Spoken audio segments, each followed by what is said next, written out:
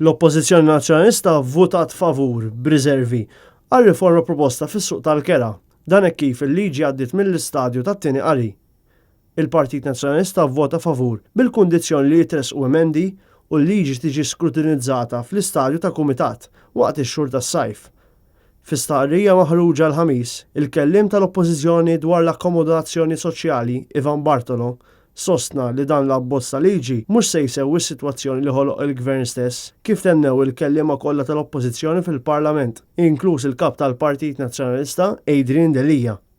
Is-sitwazzjoni tal-Kirjiet bħalissa hija pjaga soċjali, aktar u aktar meta tara xenarju ta' gvern li ma ppjanax fit-tul u issa qed jabbi l-iżbalji tiegħu fuq il-privat. Ivan Bartolo saħaq li l-Oppożizzjoni se timpenja ruħha fil-proċess ta' riforma interna fit-3 snin li ġejjin sabiex tippreżenta proposti li joqtu fil-laħam il-ħaj bħalma jidin il-liġi tal-Kirjiet.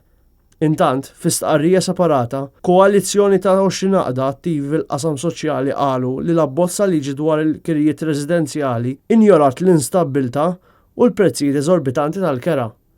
Minkejja li għalihom l-Abbozz huwa l-ewwel pass il quddiem, huma qalu li l-Abbozz jindirizza biss marġinalment il-predominanza ta' kuntratti qosra li jwasslu għall-instabbiltà mifruxa.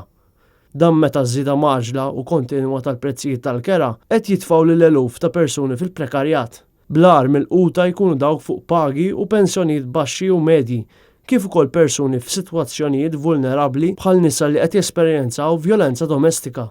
Bil-liġi proposta, l-inkwilin se jibqa' mingħajr serħan il-moħħ, hekk kif il-kuntratt ta' kirjiet residenzjali se jkollhom minimu ta' sena.